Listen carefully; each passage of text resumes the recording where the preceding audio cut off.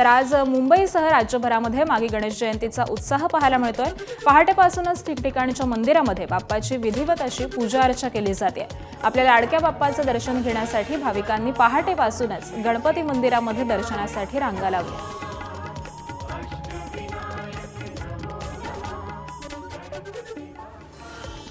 कल्याण डोंबिवली महापालिकेमध्ये मनसेनं शिवसेनेसोबत युती करण्याचा निर्णय घेतल्यानं आता ठाकरेंच्या शिवसेनेचे नगरसेवक देखील मोठा निर्णय घेणार का अशी चर्चा सुरू झाली आहे। कारण उद्धव ठाकरेंसोबत झालेल्या भेटीमध्ये या नगरसेवकांनी मोठी भूमिका मांडली आहे। भाजप आणि शिवसेनेकडून आम्हाला संपर्क करण्याचा प्रयत्न सुरू आहे, त्यामुळे सन्मानजनक प्रस्ताव आल्यास आम्ही विचार करू, असं हे 7 नगरसेवक उद्धव ठाकरेंना म्हणाले। कशा संदर्भात पाठिंबा मागण्याबाबत भाजप पण आहे, शिंदे सेना पण आहे। तुम्ही काय भूमिका घेतली यावर? सन्मानपूर्वक जर त्यांनी मागितला, पाठिंबा मागितलेला आहे आणि तो जर आमचा सन्मान त्याच्यात होत असेल तर त्याचा नक्की त्या प्रस्तावाचा विचार करू। कल्याण डोंबिवलीतील मतदारांनी मतदारसंघाचं कल्याण करण्याच्या इच्छेनं इंजिनला कौल दिला। त्या इंजिनानं आता दिशा बदलत मतदारांचीच दशा करून टाकली आहे। मनसेच्या 5 नगरसेवकांनी मराठीच्या आणाभाका धुळीला मिळवत शिवसेनेला पाठिंबा दिलाय। धक्कादायक म्हणजे शिवसेनेला वेठीस धरणारे मनसेचे नेते राजू पाटलांनी सत्तेसाठी हा निर्णय निवडल्याची जाहीर कबुली दिली आहे। कल्याण डोंबिवलीमध्ये एकत्रित लढलेल्या भाजपला 50 तर शिंदेंना 53 जागा मिळाल्यात आणि त्यामुळे महापौर कोणाचा होणार यावरून जोरदार रस्सीखेच सुरू आहे। आम्ही सगळ्यांशीच लढलो ना कल्याण डोंबिवलीला। आमच्या विरुद्ध 8 उमेदवार यांचे पण होते, उद्धव बाळासाहेब ठाकरेंच्या शिवसेनेचे पण होते, आम्ही शिंदेच्या शिवसेनेबरोबर पण लढलो, आम्ही भारतीय जनता पक्षाबरोबर लढलो, सगळ्यांबरोबर लढलो। शेवट असं आहे की आता एकदा निवडणूक संपल्यानंतर जे आमचे निवडून आलेले नगरसेवक आहेत त्यांना जे योग्य वाटतं त्या पद्धतीने निर्णय घ्यायची मुभा पक्षाने राजू पाटील यांना दिलेली। त्याप्रमाणे जो हिताचा पक्ष हिताच्या दृष्टीने, स्थानिक राजकारणाच्या दृष्टीने जो योग्य निर्णय तो त्यांनी केला, याच्यामध्ये पक्ष म्हणून काही भूमिका नाही, स्थानिक जे राजकारण आहे त्या अनुषंगाने घेतलेली। 50 बीजेपी, 53 शिवसेना शिंदेची। तर ही गणितं चालू असताना पण ज्या कुरघोड्या अंबरनाथला आम्हाला दिसल्या, त्यामुळे ही 7 आम्हाला KDMC आणायची नव्हती। म्हणजे वारंवार याच्या निवडणुका होत असतात, प्रत्येक वेळेस पळवा या 100% 5 वर्ष या गोष्टींना आळा बसलेल्या आहे। या गोष्टीमुळे हा एक हेतू होता। KDMCची आर्थिक परिस्थिती बघता कर्जात आहे ऑलरेडी, त्यामुळे तिथे विकास झाला नसता। एक त्यांच्या म्हणण्यानुसार की आपण सत्तेला चिकटलो तर आपल्या काहीतरी निधी येईल, नगरविकास खात्यातून निधी येईल, तर त्यामुळे त्या असा सर्वांगीण विचार करून ज्या मतदारांनी, ज्या लोकांनी मतदान केलेलं आहे, एका अपेक्षेने केलेलं आहे, त्यांची कामं होण्यासाठी हा दिलेला पाठिंबा। कल्याण डोंबिवलीत महाराष्ट्र नवनिर्माण सेनेने शिवसेनेला पाठिंबा दिल्यामुळे उद्धव ठाकरे आणि राज ठाकरेंच्या पक्षामध्ये मोठा संघर्ष उफाळून येण्याची शक्यता वर्तवली जाते। एकीकडे तब्बल 2 दशकांनंतर ठाकरे बंधू एकत्र आलेले असताना कल्याण डोंबिवलीतील हे विरोधाभासी चित्र दिसून आल्यामुळे त्याचे राज्याच्या राजकारणावरती मोठे पडसाद उमटतात। ठाकरेंच्या शिवसेनेचे खासदार संजय राऊत यांनी देखील या प्रकारामुळे आपल्याला संतापाची वाट ही मोकळी करून दिली आहे। तर संजय राऊतांनी केलेल्या टीकेला शिवसेना खासदार नरेश म्हस्केंकडून देखील उत्तर देण्यात आलंय। महाराष्ट्राच्या गद्दारांना मदत होईल अशी भूमिका घ्यायची नाही।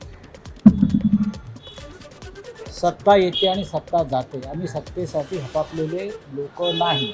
जर पक्षाच्या मूळ ध्येय धोरणाशी प्रतारणा करून कोणत्याही पक्षाचं स्थानिक म्हणून घेणारे नेतृत्व विपरीत भूमिका घेत असेल तर पक्ष नेतृत्वाने त्यांच्यावर कारवाई केली।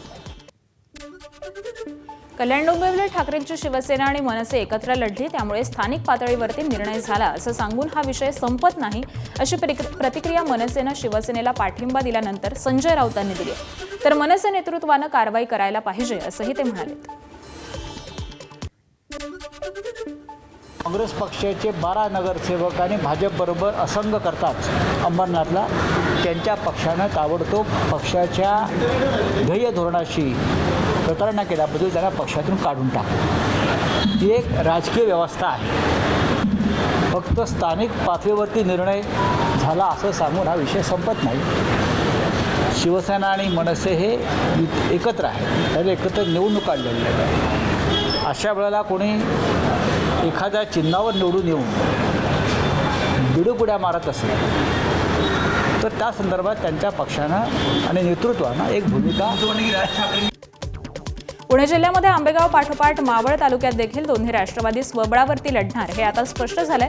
राष्ट्रवादीचे आमदार सुनील शेळकेंनी आम्हाला विश्वासात घेतलं नाही आणि त्यामुळे ही आघाडी होऊ शकली नाही असं शरद पवारांच्या राष्ट्रवादीचे तालुकाध्यक्ष दत्तात्रय पडवळ यांनी जाहीर केलंय. आता आम्ही महाविकास आघाडीसोबत लढतोय, आमचा सामना राष्ट्रवादी आणि भाजप विरोधात असेल असं पडवळ म्हणाले. स्थानिक पातळीवर आमच्या पक्षाला कुठल्याही प्रकारे विश्वासात न घेता राष्ट्रवादी काँग्रेस पक्ष अजित पवार पक्षाच्या वतीनं स्थानिक पातळीवर त्यांनी उमेदवारी जाहीर केल्या आणि कुठल्याही प्रकारे आमच्या उमेदवारांना कुठली उमेदवारी देण्यात आलेली नाही. त्यामुळे या ठिकाणी आम्ही पक्षाला वरिष्ठांना कळून त्या ठिकाणी आम्ही स्वबळावर या ठिकाणी लढतोय, त्याबरोबर आघाडी करून लढतोय. काँग्रेसमध्ये अंतर्गत कलह उफाळून येताना खासदार प्रतिभा धानोरकर यांच्यावरती गंभीर आरोप करण्यात आले. यवतमाळमधील एका हॉटेलमध्ये काँग्रेसच्या 13 नगरसेवकांना लॉकअपमध्ये ठेवल्याचा धक्कादायक दावा काँग्रेसचे माजी शहराध्यक्ष रामू तिवारी यांनी केलेला आहे. प्रदेशाध्यक्षांनी नगरसेवकांची स्वतंत्रपणे मतं विचारली तर धानोरकरांच्या ताब्यातील नगरसेवक देखील विजय वडेट्टीवार यांच्यासोबत असल्याचं स्पष्ट होईल असं तिवारी म्हणाले. विशेष म्हणजे धानोरकरांचे कट्टर समर्थक मानले जाणारे रामू तिवारी अचानक विरोधी भूमिकेमध्ये गेल्यामुळे काँग्रेसमधील राजकारण हे अधिकच तापलेले आहे. खासदार मॅडम आहेत, त्यांनी पण थोडंसं समजूतदारीनं घ्यायला हवे. ते स्वतः जाऊन जे शहराचे अध्यक्ष आहे, महिला अध्यक्ष आहे, बाकी महिला सदस्य आहेत, त्यांना ते घरून पकडून रॅलीमध्ये पकडून घेऊन जात आहे, तर ते पण बरोबर नाही. आणि आम्हाला माहीत आहे की ते कुठं आहेत. त्यांचे जे आमचे सदस्य आहेत ते 13 सदस्य यवतमाळमध्ये एका हॉटेलमध्ये त्यांना लॉकअपमध्ये ठेवलं आहे. तर माझं असं म्हणणं आहे की हे बरोबर नाही आहे. तर सर्वांना मिळून, काँग्रेसच्या सर्व नेत्यांनी मिळून हे महानगरपालिकामध्ये सत्ता बसवायला पाहिजे. धाराशिव जिल्हा परिषदेच्या निवडणुकीसाठी महायुतीचं चित्र आता स्पष्ट झालंय. भाजप आणि शिवसेना दोन्ही एकत्रित निवडणूक लढवणार आहेत. पालकमंत्री प्रताप सरनाईकांच्या मार्गदर्शनाखाली ही युती झाल्याची माहिती शिवसेनेचे संपर्क प्रमुख राजन साळवी यांनी दिली आहे. त्याबरोबरच शिवसेना जिल्हा परिषदेच्या 55 पैकी 23 जागांवरती तर 110 पंचायत समितींपैकी 51 जागांवरती उमेदवार हे रिंगणामध्ये उतरवणार आहे. लाहोऱ्यामध्ये लोकसभा अध्यक्ष आनंद पाटील यांच्या मातोश्री सुवर्णा सतीश पाटील यांचा उमेदवारी अर्ज हा दाखल केल्यानंतर साळवींनी माहिती दिली. जिल्हा परिषद पंचायत समितीची निवडणुकीचं मतदान 5 फेब्रुवारीला होणार आहे. त्या पार्श्वभूमीवरती शिवसेना भाजपाची महायुती या जिल्ह्यामध्ये शिवसेना भाजपाच्या नेत्यांनी जाहीर केलेली आहे. धाराशिव जिल्ह्यामध्ये माजी मंत्री तानाजी सावंत यांना मोठा राजकीय धक्का बसलाय. त्यांच्या विरोधामध्ये पुतणे धनंजय सावंत यांनी बंड पुकारलाय. परंडा तालुक्यामध्ये जिल्हा परिषद आणि पंचायत समितीच्या निवडणुकांसाठी धनंजय सावंत हे स्वतंत्र उमेदवार म्हणून रिंगणामध्ये उतरले. या बंडखोरीमुळे जिल्ह्यातील राजकीय समीकरण ही बदलण्याची शक्यता व्यक्त केली जाते. रत्नागिरीच्या गुहागरमध्ये दोन्ही शिवसेना जिल्हा परिषद निवडणुकीमध्ये समोरासमोर लढणार असल्याचे चित्र आहे. ठाकरेंच्या शिवसेनेचे नेते आणि आमदार भास्कर जाधवांचा मुलगा विक्रांत जाधव निवडणुकीच्या रिंगणामध्ये असून त्यांच्या विरोधामध्ये नुकतेच भाजपमधून शिवसेनेत आलेल्या संतोष जैतापकरांनी दंड थोपटलेले आहेत. रायगडच्या कर्जतमध्ये जिल्हा परिषद आणि पंचायत समिती निवडणुकीसाठी ठाकरेंची शिवसेना आणि राष्ट्रवादीने एकत्र लढण्याचा निर्णय घेतला. आज उमेदवारी अर्ज भरण्याच्या शेवटच्या दिवशी दोन्ही पक्षांनी मोठं शक्ती प्रदर्शन केलं. तर ठाकरेंच्या शिवसेनेचे उपजिल्हा प्रमुख नितीन सावंत आणि राष्ट्रवादीच्या मधुकर घारेंच्या नेतृत्वाखाली हे प्रदर्शन करण्यात आलं. सिंधुदुर्गच्या कुडाळ तालुक्यात महायुतीला बंडखोरीचं ग्रहण लागल्याचं चित्र आहे. कुडाळमधील पावशी, माणगाव आणि नेरूळ परिसरामध्ये भाजपच्या नेत्यांनी बंडखोरी केलेली असून पिंगुळीमध्ये शिवसेनेच्या तिघांनी देखील बंडाचा पवित्रा घेतलेला आहे. वेंगुर्ल्यातील आडेली जिल्हा परिषद मतदारसंघामध्ये रखमागद उर्फ समीर कुडाळकर, सावंतवाडीतील तळवडे मतदारसंघामध्ये भाजपचे प्रमोद गावडे तर कणकवलीतील हरकुळ मतदारसंघामध्ये संतोष कानडे यांनी बंडखोरी केल्याची माहिती आहे. निवडणुकीच्या तोंडावरती वाढलेल्या या बंडखोरीमुळे महायुतीचं गणित हे बिघडण्याची शक्यता वर्तवली जाते. सातारा जिल्ह्यामध्ये घड्याळ आणि तुतारी या दोन पक्षांच्या चिन्हावरती जिल्हा परिषद आणि पंचायत समिती निवडणूक ही लढणार असल्याची माहिती शशिकांत शिंदेंनी दिली आहे. साताऱ्यामध्ये भाजप जरी स्वबळावरती लढत आहे, मित्र पक्षाला नावापुरतं वापरायचं ही भाजपची प्रथा असल्याची टीका देखील शशिकांत शिंदेंनी भाजपवरती केली आहे. घड्याळ आणि तुतारी राष्ट्रवादी काँग्रेस पक्ष एकत्रितपणे आम्ही लढतो आहोत. ज्या ठिकाणी पूर्णपणाने घड्याळ लढवायची, जिथे आवश्यकता वाटेल अशा प्रकारचा निर्णय झालेला आहे.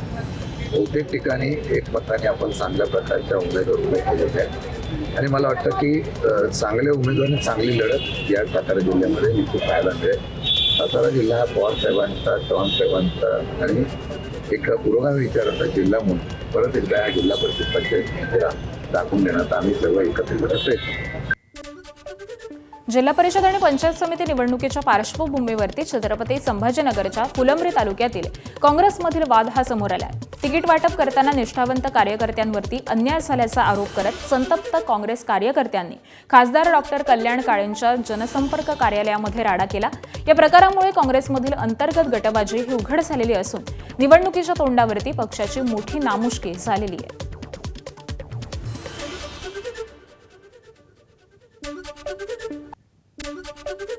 गुहागर विधानसभा मतदारसंघामध्ये उद्धव ठाकरेंची शिवसेना विरुद्ध एकनाथ शिंदेंची शिवसेना अशी थेट लढत रंगणार आहे. ठाकरे सेनेचे जिल्हाध्यक्ष विक्रांत भास्कर जाधव यांच्यासमोर शिवसेनेचे संतोष जैतापकरांचं आव्हान आहे.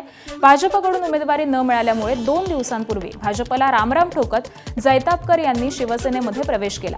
आज त्यांनी निवडणूक अर्ज देखील दाखल केला. आता ठाकरे सेनेमध्ये नेते भास्कर जाधवांचे पुत्र विक्रांत जाधव यांच्या विरोधामध्ये संतोष जैतापकर निवडणुकीच्या रिंगणामध्ये उतरलेले असून गुहागरची लढत ही चुरशीची होण्याचा अंदाज वर्तवला जातोय. कृषी मंत्री दत्तात्रय भरणे यांचा मुलगा श्रीराज भरणे यांनी इंदापूर पंचायत समितीच्या निवडणुकीसाठी उमेदवारी अर्ज दाखल केला. इंदापूरमध्ये तरुण म्हणून उमेदवारी अर्ज दाखल करत असल्याचं यावेळी श्रीराज भरणे यांनी म्हटलं. पंचायत समितीची खरं तर एक संधी, तुम्हाला माहिती आहे की हे ग्राउंड लेवलला एक खूप चांगली संधी असते. यातून आपण डायरेक्ट लोकांशी कॉन्टॅक्टमध्ये असतो, लोकांशी डायरेक्ट कनेक्ट असतं आणि यातून एक आमच्यासारखे युवक तरुण मुलांना एक काम करण्याची संधी मिळेल. पंढरपूर तालुक्यामध्ये जिल्हा परिषद आणि पंचायत समिती निवडणुकीसाठी दोन्ही राष्ट्रवादींकडून एकत्रित शक्ती प्रदर्शन करण्यात आलं. 2 राष्ट्रवादीच्या गटांनी समन्वय साधत उमेदवारी अर्ज दाखल केला. माढ्याचे आमदार अभिजित पाटील यांनी पंढरपूर आणि माढा या दोन्ही ठिकाणी घड्याळ आणि तुतारी एकत्र येत अर्ज दाखल झाल्याचं स्पष्ट केलं. जिल्हा परिषदेला घड्याळ चिन्हावरती तर पंचायत समितीला तुतारी चिन्हावरती लढणार असल्याचं देखील त्यांनी स्पष्ट केलेलं आहे. आम्ही अजितदादा पवारांच्या राष्ट्रवादीबरोबर आमची शरदचंद्र पवार साहेबांची तुतारी या दोन्ही पक्षाचं एकत्रित आम्ही आघाडी करून निवडणूक लढतोय. नाही, आपण मिक्स मॅचअप केलंय. काही ठिकाणी वर घड्याळ असेल तर खाली तुतारी वर असेल तर घड्याळ, त्या ॲडजस्टमेंटनुसार आम्ही त्या ठिकाणी एक संघ करू. जिल्हा परिषद निवडणुकीसाठी सोलापूरच्या मोहोळमध्ये भाजपकडून जोरदार शक्ती प्रदर्शन करण्यात आलं. माजी आमदार राजन पाटील यांचे पुत्र बाळराजे पाटील आणि अजिंक्य राणा पाटील यांच्या नेतृत्वाखाली हे शक्ती प्रदर्शन करण्यात आलं. मोहोळ तालुक्यामध्ये जिल्हा परिषदेच्या 6 आणि पंचायत समितीच्या 12 जागांसाठी निवडणूक होत असून भाजप स्वबळावरती निवडणुकीच्या रिंगणामध्ये उतरली आहे. तर दुसरीकडे राष्ट्रवादी, शिवसेना आणि शरद पवार पक्षानं युती करून लढण्याचा निर्णय घेतलाय. विरोधकांना युती करण्याशिवाय पर्याय नसून भाजपकडे स्वतःची ताकद आहे अशी प्रतिक्रिया बाळराजे पाटील यांनी दिली. भारतीय जनता पार्टीची मोठी ताकद आहे म्हणून भारतीय जनता पार्टी हे स्वतंत्र लढते. 6च्या 6 जिल्हा परिषद आणि 12च्या 12 पंचायत समिती ह्या स्वतःच्या जीवावर त्या ठिकाणी लढवणार आहे. बाकीच्यांना एकत्र यावं लागणार कारण त्यांच्याकडे ताकदच नाही आहे तेवढी. आज तुम्ही परिस्थिती बघा, आमचे नाराज झालेले उमेदवार हुडकत फिरायला लागले सगळीकडे, आम्ही तुम्हाला उमेदवार देतो या म्हणून. ही परिस्थिती आहे तालुक्यामध्ये. सोलापूरच्या मोहोळ जिल्हा परिषद निवडणुकीच्या पार्श्वभूमीवरती राष्ट्रवादीचे जिल्हाध्यक्ष उमेश पाटलांकडून जोरदार शक्ती प्रदर्शन करण्यात आलं. मोहोळ तालुक्यामध्ये राष्ट्रवादी, शिवसेना आणि पवारांच्या राष्ट्रवादीची युती झाली आहे. उमेश पाटील हे कुरुल गटामधून त्यांचे बंधू संतोष पाटील हे नरखेड गटामधून निवडणुकीच्या रिंगणामध्ये उतरलेत. तर माजी आमदार राजन पाटील यांच्या नेतृत्वामध्ये भाजप स्वबळावरती निवडणूक लढवतोय आणि त्यामुळे मोहोळमध्ये पुन्हा एकदा उमेश पाटील विरुद्ध राजन पाटील असा सामना रंगताना दिसतोय. राजन पाटील पळपुटे आहेत. माझ्या विरोधामध्ये निवडणूक लढवण्याचा धाडस राजन पाटलांनी दाखवलेलं नाहीये. राजन पाटील माझ्या विरोधामध्ये निवडणूक लढवण्याला घाबरले म्हणून त्यांनी निवडणूक लढवली नाही. मला घाबरून ते पक्ष सोडून पळून गेले आणि आता निवडणुकीला ते उभे राहू शकले नाहीत. माझं आव्हान त्यांनी स्वीकारलं नाही. त्यामुळं जन्मत त्यांचा पराभव होणार आहे त्यांना माहीत होतं म्हणून त्यांनी ती हिंमत दाखवली नाही. भाजप आमदार राणा जगजितसिंह पाटील यांच्या पत्नी अर्चना पाटील यांनी जिल्हा परिषद निवडणुकीतून माघार घेतली आहे. घराणेशाहीचा आरोप होत असल्यामुळे पक्षाच्या आदेशानुसार त्यांनी निवडणुकीतून माघार घेतली आहे. अर्चना पाटील यांनी धाराशिव जिल्ह्यातील तेर आणि केशेगाव या दोन्ही गटामधून उमेदवारी अर्ज भरलेला होता. मात्र त्यांनी उमेदवारी मागे घेतल्यामुळे जिल्ह्यामध्ये जोरदार चर्चा रंगली आहे. रत्नागिरीच्या संगमेश्वर तालुक्यातील कसबा या जिल्हा परिषद गटामधून जिल्हा परिषदेच्या माजी अध्यक्षा रचना महाडी तर देवरुखमधील कोसुंब जिल्हा परिषद मधून माजी अध्यक्ष रोहन बने यांनी उमेदवारी अर्ज दाखल केला. रोहन बने हे माजी आमदार सुभाष माने यांचे सुपुत्र देखील आहेत. दरम्यान कोसुंब या जिल्हा परिषद गटामध्ये आत्ताच्या परिस्थितीचा विचार करता भाजपचे संगमेश्वर तालुकाध्यक्ष प्रमोद अधटराव यांच्या नाराजीची चर्चा ही सध्या रंगलेली आहे. सिंधुदुर्ग जिल्ह्यामध्ये महायुती जाहीर झाली असली तरी प्रत्यक्षामध्ये मात्र संभ्रम कायम असल्याचं चित्र हे दिसतंय. आंबोली जिल्हा परिषद मतदारसंघामधून शिवसेनेनंतर आता भाजपनं देखील आपला अधिकृत उमेदवार जाहीर केलाय. दोन्ही पक्षाच्या उमेदवारांनी एबी फॉर्म हे जोडून अर्ज दाखल केल्याची माहिती निवडणूक निर्णय अधिकाऱ्यांनी दिली. परभणी जिल्हा परिषद निवडणुकीमध्ये उमेदवारी अर्ज दाखल करण्याच्या शेवटच्या दिवशी भाजपमध्ये मोठं नाराजी नाट्य रंगल्याचं पाहायला मिळालं. ऐन वेळेला उमेदवारी नाकारण्यात आल्यामुळे भाजपच्या अनेकांनी इतर पक्षामधून तिकीट मिळवत पक्ष नेतृत्वावरतीच टीका केली आहे. 37 वर्षापासून काम करीत असताना बी आज बी पार्टीला खरे हाडा माणसाचे कार्यकर्ते आज दिसनात. मी ह्या संदर्भामध्ये माननीय बावनकुळे साहेब, आदरणीय पंकजाताई साहेबालाही बोललो. ताई साहेबाचं बी नाही केलं नाही. ताई साहेब म्हणले मी बोलतोय तुझ्या अन्याय होणार नाही म्हणजे. परंतु ते आज भारतीय जनता पार्टीच्या आलेले असताना देखील त्यांनी भारतीय जनता पार्टीचं कुठलंही तत्व, कुठल्याही कार्यकर्त्याबद्दलचे वागणूक त्यांनी ठेवलेली नाही. ते काँग्रेसची जी विचारसरणी आहे त्यांची जो बुरसटलेली तीच ते या ठिकाणी भारतीय जनता पार्टीमध्ये राबवत आहेत आणि म्हणून आम्हाला या ठिकाणी राष्ट्रवादी काँग्रेस पक्षाचा हा झेंडा हातात घ्यावा लागलेला आहे. स्वित्झर्लंडमधील वर्ल्ड इकॉनॉमिक फोरमच्या वार्षिक बैठकीच्या निमित्तानं करण्यात येणारा दावोस दौरा हा भारतात आणि पर्यायानं महाराष्ट्रामध्ये ज्ञान, तंत्रज्ञान आणि विदेशी गुंतवणूक मिळवण्यासाठीचा महत्त्वाचा प्रयत्न ठरेल अशी प्रतिक्रिया मुख्यमंत्री देवेंद्र फडणवीसांनी दिली आहे. तर आर्थिक परिषदेच्या दुसऱ्या दिवशी रायगड पेण ग्रोथ सेंटरची घोषणा करण्यात आलेली असून 1 लाख कोटीची गुंतवणूक येणार असल्याचा दावा हा देखील करण्यात येतो. उद्योगमंत्री उदय सामंतांनी दावोसमध्ये महाराष्ट्र सरकारकडून करण्यात आलेल्या कराराबद्दल माहिती दिली. 11 कंपन्यांसोबत झालेल्या सामंजस्य कराराचा फोटो मंत्री सामंतांनी शेअर केला. तर 11पेक्षा जास्त कंपन्या परदेशी असून अमेरिका, UAE, स्वित्झर्लंडसह इतर देशातील कंपन्या या महाराष्ट्रात गुंतवणूक करणार असल्याची माहिती सामंतांनी दिली. दावोसमध्ये महाराष्ट्रात सर्वात मोठी गुंतवणूक येणार आहे. आतापर्यंत झाली नाही तेवढी गुंतवणूक येणार असल्याची माहिती मंत्री गिरीश महाजन यांनी दिली आहे. जामनेर MIDC मध्ये कोका कोला कंपनी येत असल्याची माहिती देखील महाजन यांनी दिली आहे. तर पुण्यापेक्षा मोठी संपत्ती ही नाशिकला मिळत असल्याचं महाजन म्हणाले.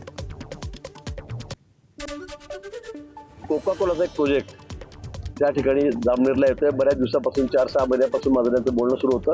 माननीय मुख्यमंत्री महोदय त्या संदर्भात त्यांच्याशी बोललेले होते आणि ही कंपनी आता जामनेरला येते. एक मोठा प्रोजेक्ट कोका कोला कंपनीचा हा जामनेरला आता त्याच्या कामाला लवकरच सुरुवात होईल. रायगड जिल्ह्याचा पालकमंत्री होण्याची मंत्री भरत गोगावलेंची इच्छा ही पूर्ण होत नसली तरी यंदा 26 जानेवारीला शासकीय ध्वजवंदनाचा मान त्यांना मिळालेला आहे. 2022मध्ये शिंदेंनी भाजपसोबत युती केल्यापासूनच मंत्रिपदासह रायगडच्या पालकमंत्रीपदाची माळ आपल्या गळ्यात पडावी यासाठी गोगावले हे इच्छुक होते. पुढे 2023मध्ये अजित पवार सत्तेत आले आणि रायगड जिल्ह्यातील अदिती तटकरेंना मंत्रिपदासह पालकमंत्रीपद मिळालं. पुढे गोगावलेंनी 2024 पर्यंत वाट पाहिली. पुन्हा महायुती सत्तेमध्ये आल्यानं गोगावलेंना मंत्रिपद मिळालं, पण पालकमंत्रीपद हे तटकरेंकडेच गेलं. त्यावरती गोगावलेंसह शिंदेंनी नाराजी व्यक्त केल्यामुळे पालकमंत्रीपदाला स्थगिती देण्यात आली आणि त्यानंतर गेल्या वर्षी 26 जानेवारीला देखील ध्वजवंदनाचा मान हा अदिती तटकरेंनाच मिळाला होता. मात्र दीर्घ प्रतीक्षेनंतर गोगावलेंना ध्वजवंदनाचा मान मिळालाय. सामान्य प्रशासन विभागाकडून याबाबत परिपत्रक जारी करण्यात आलं आणि यासोबतच नाशिकमध्ये गिरीश महाजन यांच्या हस्ते ध्वजवंदन होणार आहे. माननीय मुख्यमंत्री ठरवतील. नाही त्याच्यामध्ये खरं आहे ते फक्त मी सांगितलं त्यावेळेला की फक्त प्रॉब्लेम हा रायगडचाच चाललेला आहे. इथे या बाबतीमध्ये कोणाचं दुमत नाहीये, पण आम्ही काय ॲग्री करत नाही, काही आम्ही भांडत पण नाहीये की मला द्या का. आता झेंडावंदन आहे, मुख्यमंत्री सांगतील झेंडावंदन होईल. एबीपी माझा, उघडा डोळे बघा नीट.